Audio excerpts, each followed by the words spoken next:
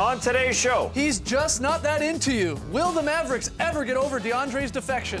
in Crossfire, we debate when Golden State will finally lose and the player we'd want cameras on 24/7. And in Mail, we debate which rookie's been the most fun to watch. It's Wednesday, November 11th. The starter starts now.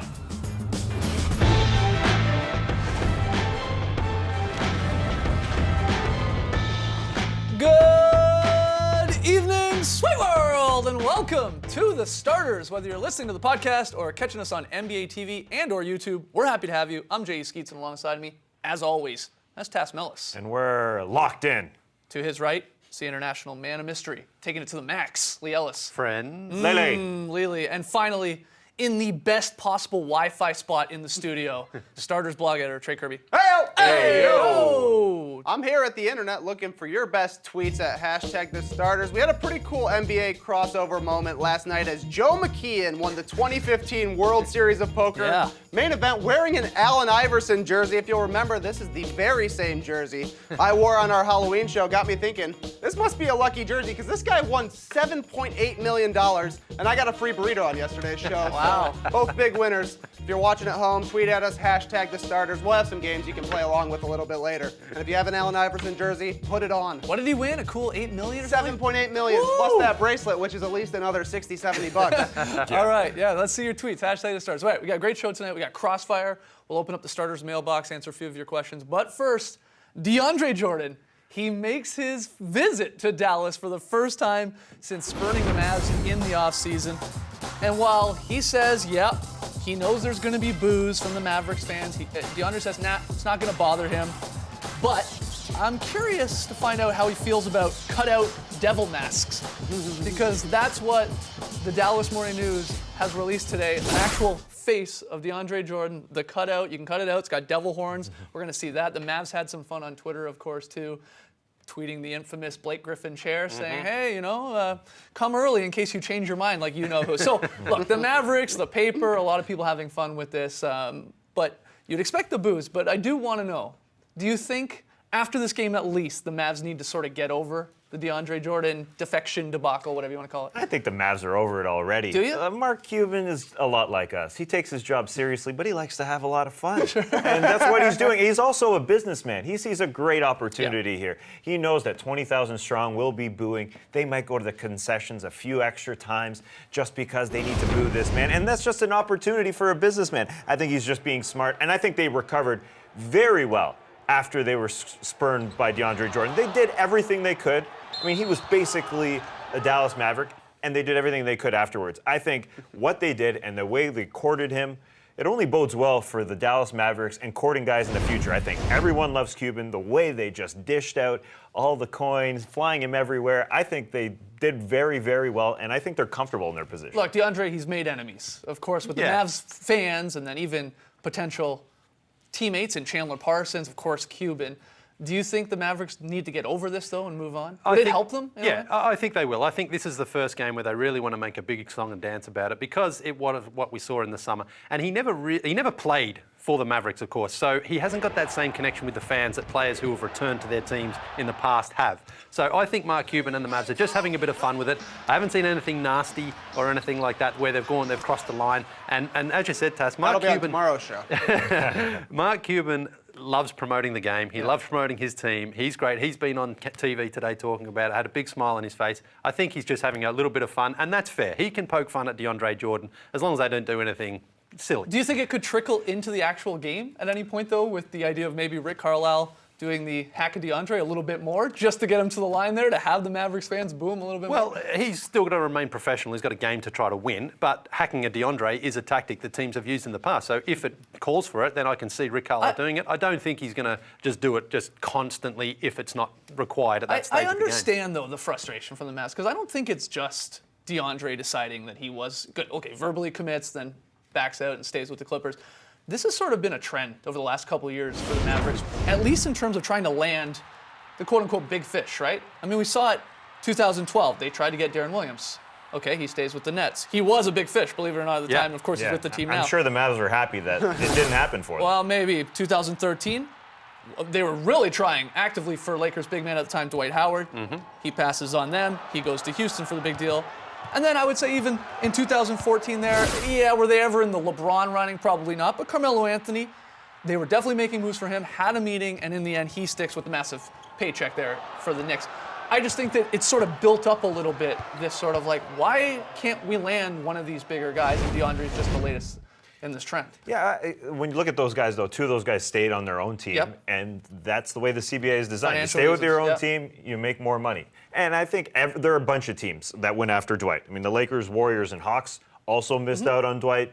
The Bulls missed out on Melo. The Lakers missed out on Melo. So it's just difficult to pull a guy from another team. And the Mavs have given a lot of money to other players. Wesley Matthews signed, Chandler Parsons signed, 15, 16 per. People do want to go to Dallas. And like I said, people love Mark Cuban, and they love the way the guy operates. He's one of the best owners in sports. I don't think there's a problem with the organization, and that's the way players look at it. He could sign a big fish tomorrow. It's just very difficult to pry another guy from another team, and that's the way the CBA is designed, to keep those fans of those organizations happy.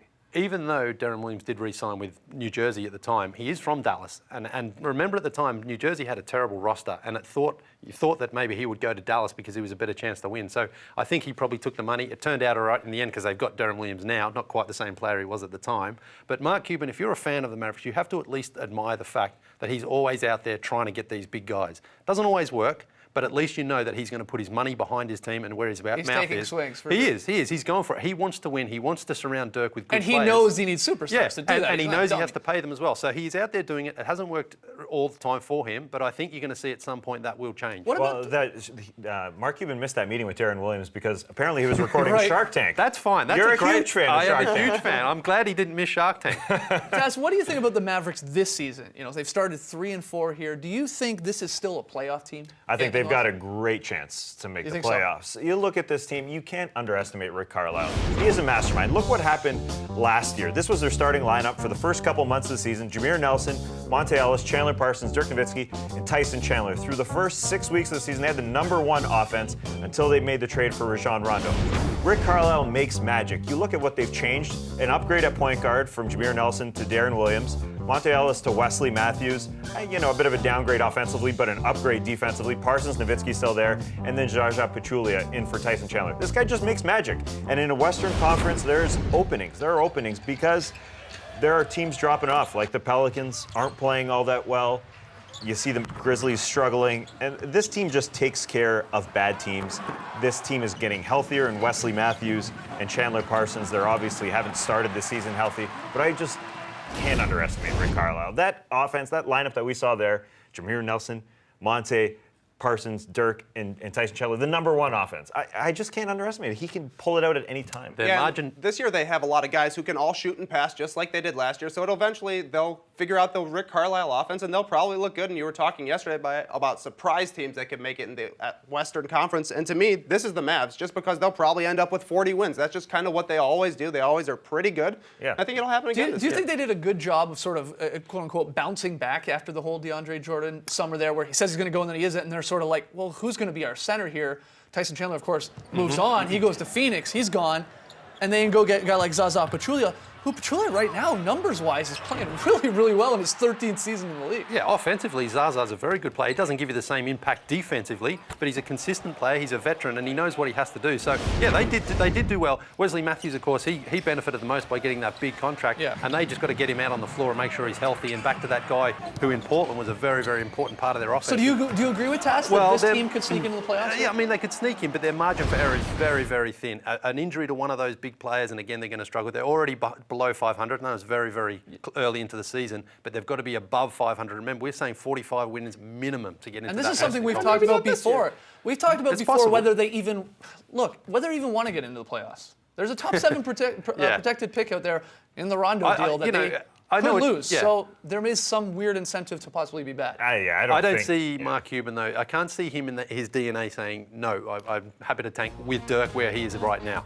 Maybe if Dirk wasn't there, perhaps. Possibly. Yeah. And he's not going to give up losses for a draft pick. He might go record an extra episode of Shark Tank. He doesn't need to. Some of those deals he's been swinging. We got to take a break. Coming up next, Tass and I step into the crossfire to debate which NBA coach could be the first fired. Come on back. And a Shark Tank podcast after this.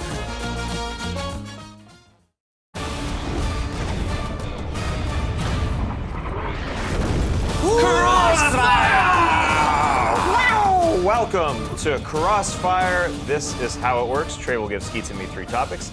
We will debate each one, and this is new this year. You at home will declare the winner. Trey, let's lay the ground rules. Yes, you're picking the winner this year. If you think Tass is winning, use the hashtag TassWins. If you think Skeets is winning, hashtag SkeetsWins. Every vote counts, so vote early, vote often. And here we go, round 1. After 2 weeks, the Warriors are the only undefeated team remaining in the league. So it's an easy question.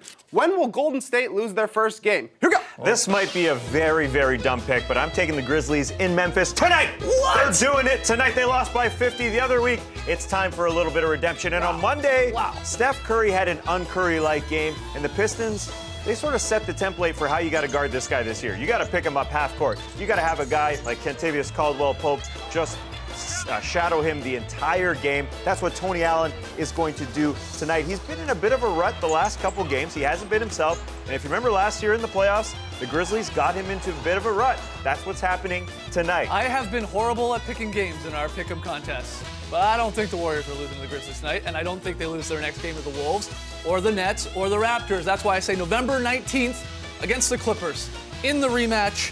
It's an obvious reason. I mean, they just beat them by 4 points about a week ago in Oakland. Now it's going to be in LA. It was a back-and-forth game. Clippers were down huge. Then they were up 8 late. Then Harrison Barnes went bonkers. He had the Chris Paul injury late. He missed some free throws.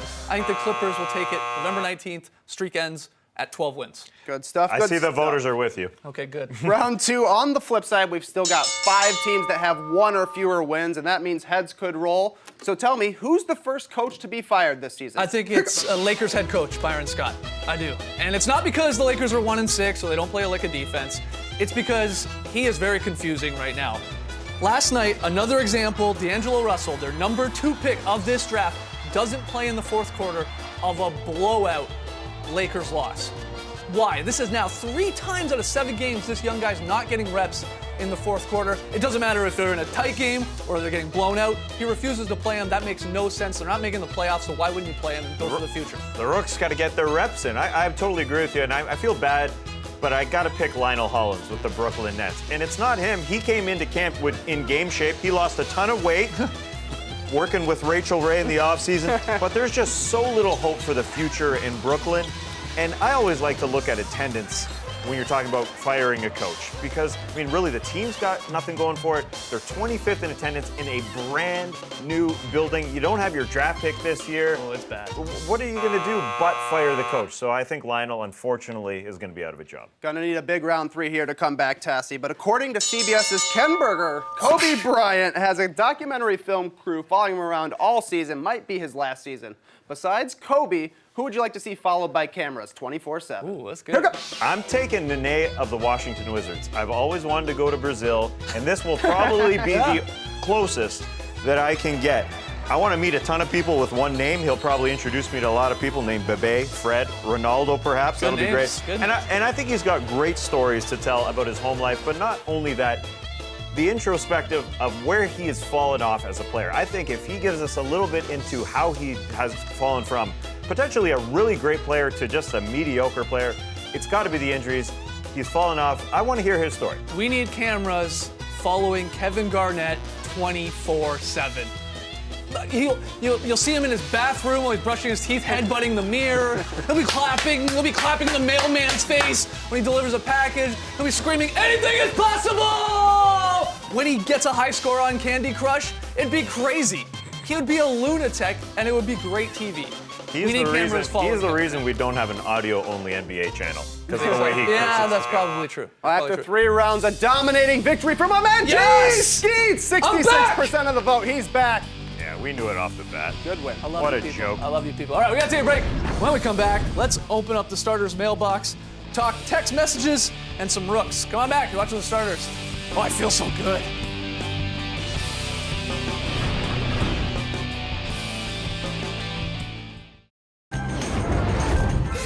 Oh, look, there's mail. We got mail. Woohoo!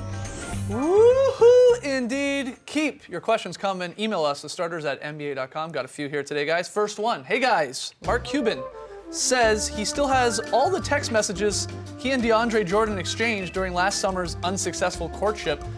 Can you please get Trey or somebody to hack into the Matrix and find these texts? Don't let TMZ beat you to the punch.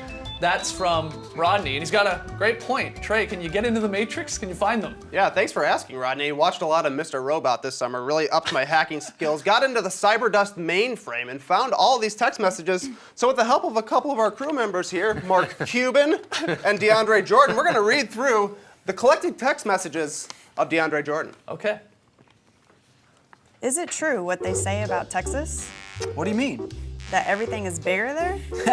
Yeah, it's true. Even the contracts? Hey, Mark, got a few seconds? Have something on my mind. Yeah, man, whatever you need. Rondo is gone, right? Yep. Like, gone? Yes, he's not on the team anymore. But I mean gone. Yes, DeAndre. You guys take acting lessons? You guys are amazing.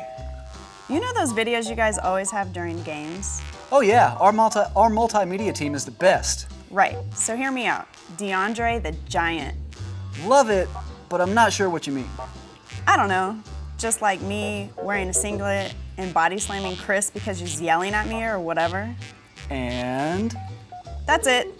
Whoa, you didn't tell me Coach was in the new Anchorman. LOL, that's Jim Carrey. Chandler told me he signed his contract in a club. He did? Total baller move. Can I do mine in a spaceship? Hey, big guy, haven't heard from you in a bit. Got a few minutes to chat? I'm going out tonight, actually. Pretty busy. With who? Just this girl. Nice. I love chicks. What's her name? It's, Blake. Blake? Yeah, Blake. Where you going? You know, out. Talk to you later. Man, they texted a lot. Yeah, they're buddies. Hey, dude, I think I might have made a mistake. You want to get together and hash things out? What? Made a mistake? What are you talking about? Hello? Sorry, new phone. Who's this? Who dis? Who dis? And scene. Yeah. Danny Kelsey. Well done. Amazing stuff. Great job. All right, great stuff. Way to hack into the mainframe there, too. Yeah, I've really been upping my skills. Very nice. All right, next question. Let's get some more questions here. Guys, Kristaps Porzingis will not stop dunking on people. It's awesome. Not looking for the best rookie here, but I want to know who's been the most fun to watch. That question from Seth. First off, before we answer that, I mean, he's right. Porzingis is the king of the putback dunk suddenly. Dunking on It's not a joke. It's actually a stat. Tom Haberstroh tweeted this last night. Porzingis has a league-leading 6 putback dunks this season. 7 teams are looking for their first. Who would have thought Porzingis would be leading the league in putback dunks? He just can't Kristaps doing it. He literally can't. And I can't Kristaps making punts. No one can. It's really fun to watch. Yeah, it's pretty crazy to see a guy that's 7'3", that's that athletic and that ferocious, because usually 7'3" guys are like Yao or Rick Smith's, just gentle giants who aren't moving super fast. Porzingis is flying around at 7'3". It looks awesome. Yeah, I can't even remember a lot of Roy Hibbert putback slams. Yeah, exactly. To sort of put it in perspective here. But who else do you got? Seth's asking, other rookies, not the best rookies. We're not even talking like Towns or something like that. Who's the most fun to watch? Well, we knew Emmanuel Mudiay was a great athlete coming into this season, and already we've seen a few flashes of that on offense, but what I love seeing is his defense. He's really going after it on the other end of the floor. I thought you were going to say free throw. No, but this was especially great. we saw it on Monday night Yeah. against Portland. He had 2 huge game-deciding blocks on Damian Lillard trying to get the basket in for the Blazers. And also Mudiay went down the other end, knocked down a beautiful step-back jumper that sort of sealed it for the Nuggets. So he is doing it at both ends of the floor. He's great to watch. He's going to be a very, very good player. That's a good pick. I also like Justice Winslow Yeah. for the Heat. I mean, he looks like a really good player. He's getting a lot more minutes there now. They trust him both offensively and defensively. He's top 10 in this class in scoring, minutes, rebounding, assists, shooting a very respectable 46% there from the floor.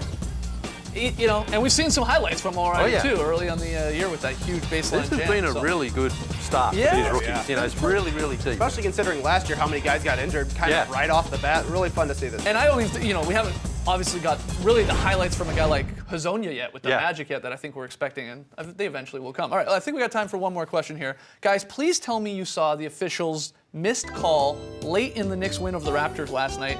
Carmelo was clearly out of bounds. Why didn't the officials review it? Is there a conspiracy against Canada? This question from Zach, who I assume is a Raptors fan, probably living in the Toronto area. So this was interesting. It was a 1-point game, about 25 seconds remaining. Melo sort of gets trapped on the side there, looks to sort of travel as well, pivot around 3 defenders, steps out of bounds or appears to step out of bounds before getting rid of the ball. Oh, he stepped out of bounds all right. The Knicks would go Right on in to front of win. the ref. Both So, feet. Here's the thing, though, Zach, the first part at least. this does not fall within the NBA's instant replay guidelines. Like, they couldn't go and just review this. No, it has to be called out of bounds. That's right. But it does bring up an interesting point of maybe that coaches should have, like NFL head coaches, some sort of flag or buzzer or something where you get one challenge. What's wrong with this idea? You want to make the games longer? They already take a while. So let's make them What's longer. one challenge? They've actually, of the 4 major sports, man. no, they've done a good job of speeding it up just a touch by making Yeah, a lot it's of those still long. calls in the review center. Oh, come on. A lot of games are 2:15 this year. So what's 2:15, baby. We're having- getting close to soccer. What's a coach having one possibility in one game? One, that's it. That's all you get to do. You'd obviously save it till the end of a game. Make And it then in the you say- last 2 minutes only as well. One per What's- team. why is that so I think crazy? I think it is fair because you see it in other sports. Why not do it in this sport? Do it like the tennis review system. You can basically challenge anything as long as you're right. Then you can keep challenging. And tennis matches go like 6 yeah. hours. I mean, the tennis review system's different. They've got It's the camera. great. They've got those digital best cameras. review I think system, no That's doubt. incredible. I If they think had the- cameras over Carmelo's feet, he would have been out of bounds. I think mean, we've that got the technology. We can probably do something. Do we like have that. the technology? Who knows? All right, come on back. We get to Lili's very solid play of the night.